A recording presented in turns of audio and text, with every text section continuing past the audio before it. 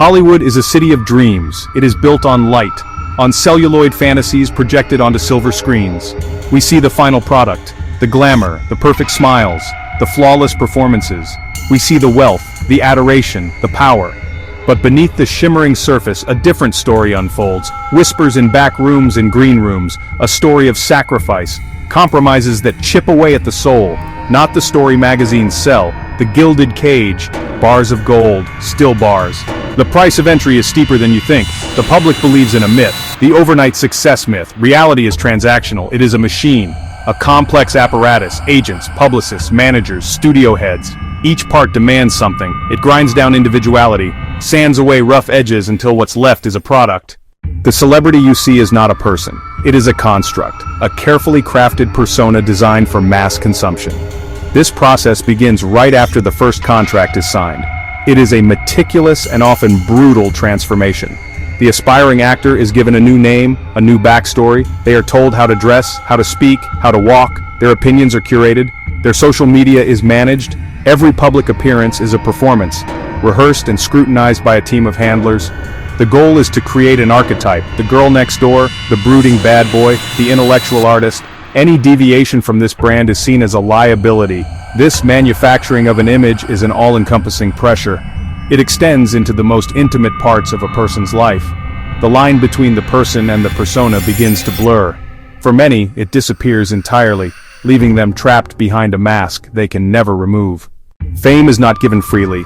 It is often bartered for. In the quiet offices of powerful agents and producers, a different kind of negotiation takes place. This is where the devil's bargains are struck. These are the unspoken agreements, the quid pro quos that pave the road to stardom.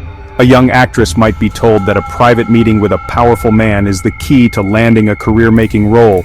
A musician might be pressured to sign away the rights to their own music for a fraction of its worth in exchange for a record deal. These are not business transactions.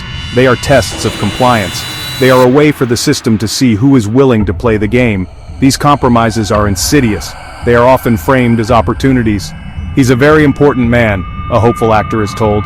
He can make or break your career. You should go have a drink with him. The implication is clear. The threat is veiled. To refuse is to be labeled difficult or uncooperative. To agree is to surrender a piece of oneself. This is the first step down a dark path. The case of Harvey Weinstein was not an anomaly. It was a symptom of a diseased system. For decades, he was one of the most powerful men in Hollywood. He was a kingmaker. He could turn an unknown actor into an Oscar winner, and he used that power as a weapon. His methods were an open secret. The stories circulated for years. The private meetings in hotel rooms, the demands for massages, the threats and the intimidation. He operated with impunity because the system was designed to protect him. It was a system built on a transactional understanding of power, where a career was a prize to be won, and a body was a price to be paid.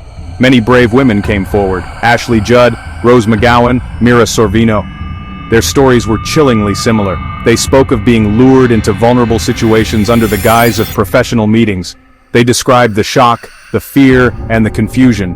When they rebuffed his advances, their careers suffered. They were suddenly passed over for roles. Their agents stopped returning their calls. They were quietly and effectively blacklisted. Weinstein's power was not just in his ability to offer opportunities, it was in his ability to take them away. Fame erects a prison with invisible walls. The prisoner is the celebrity. The guards are the paparazzi. Their weapon is the camera lens. From the moment a person becomes famous, their life is, well, no longer their own. Every trip to the grocery store, every walk in the park, every private moment becomes a potential headline. They are hunted. They are stalked. A pack of photographers follows their car camps outside their home and shouts provocations just to, elicit a reaction. This is not journalism. It is a relentless psychological assault. A war of attrition designed to capture a moment of weakness, a tear, a flash of anger. The experience of being constantly watched changes the human psyche. It induces a state of hypervigilance, a perpetual fight-or-flight response. Princess Diana famously described the sound of the camera shutter as the most frightening sound she knew. This surveillance state extends beyond the paparazzi. In the age of the smartphone, every citizen is a potential photographer, every fan a potential spy. A celebrity cannot have a private dinner, a quiet conversation, or just a bad day without the risk of it being recorded and broadcast to the world. Fame is a corrosive agent. It eats away at the foundations of personal relationships.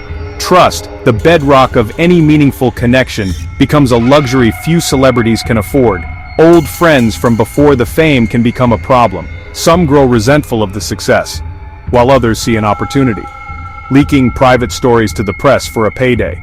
The celebrity learns to be suspicious. They build walls. They start to question the motives of everyone around them. This paranoia is not unfounded.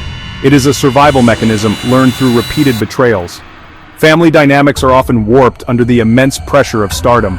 Parents can become de facto managers, blurring the lines between love and business. Siblings can struggle with jealousy or a sense of being left behind.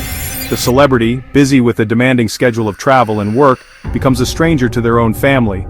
Holidays are missed, birthdays are forgotten. The person they knew is gone, replaced by a public figure they only see on screen. Romantic relationships are played out on a public stage. Every date, every argument, every breakup is fodder for the gossip mill. The partner of a celebrity is thrust into a world they did not choose, subject to the same scrutiny and judgment. This can breed resentment and insecurity. The isolation is the most common outcome, to be known by millions but truly known by no one. The immense pressure of fame, the loss of privacy, and the emotional isolation create a perfect storm for self-destruction. Many celebrities turn to drugs, alcohol to cope. It starts as a way to unwind after a high-stakes performance, a way to quiet the noise of the paparazzi and the critics. Then, it becomes a way to feel normal or to feel nothing at all. The industry, honestly, is rife with enablers. People who will procure substances to keep the star working, just to keep the money flowing. The addiction is not seen as a disease but as a manageable liability until it spirals out of control. Heath Ledger was at the peak of his career. He had just delivered a legendary performance in The Dark Knight, but he was struggling. He spoke of his chronic insomnia, his racing mind, his need to take pills to get any rest. His death from an accidental overdose of prescription drugs was a tragic testament to the hidden burdens of stardom. Phillip Seymour Hoffman, one of the most respected actors of his generation, battled addiction for years. He relapsed and died alone, a victim of the heroin epidemic, but also a victim of the private pain that his public success could not heal. These are not isolated tragedies, they are cautionary tales. Scandals are an inevitable part of the fame machine. Sometimes they are manufactured for publicity, more often they are the result of a person under unimaginable pressure. A DUI, a public outburst, an extramarital affair. When these moments happen, the same industry that built them up springs into action to control the damage. A narrative is spun, a public apology is issued, a trip to rehab is arranged. It is a carefully managed crisis designed to protect the brand. It is a pair of golden handcuffs. The wealth and fame bind the celebrity to a lifestyle and a set of expectations they cannot escape. They are trapped. The person they were before the fame becomes a distant memory, a ghost haunting the shell of a celebrity. We have walked through the shadows of the dream factory. We have seen the manufactured images, the secret bargains, the human cost. We have witnessed the fracturing of families, the descent into addiction, and the quiet, desperate struggles with mental health. The evidence is clear. The price of fame is astronomical. It is paid not in dollars but in privacy, in trust in relationships, and for some, in pieces of their very soul. The Hollywood success story is a carefully edited film. It leaves the darkest scenes on the cutting room floor. The question then is not what celebrities do for fame. The question is, why do they do it? The pull of the spotlight is a primal force. It promises adoration, immortality, and a chance to escape an ordinary life. For many artists, it is also about the deep, driving need to create, to tell stories, to connect with an audience. They step onto the path believing their talent will be enough, that they can navigate the system without being consumed by it. But the machine is designed to consume. It is a game rigged in favor of the house, and the house always wins. Is the applause worth the silence that follows when the crowd goes home? Is the adulation of strangers a fair trade for the loss of genuine connection? Is a golden statuette worth the weight of the secrets one must carry to get it? When we look at the lives of Judy, Garland, Marilyn, Monroe, Amy Winehouse, of so many others who were burned up by the light, the answer seems obvious. Perhaps the final responsibility lies with us, the public. We are the consumers of the myth. Maybe it is time to reconsider what we ask of our idols, to see them not as gods on a screen but as fallible human beings navigating an impossible world.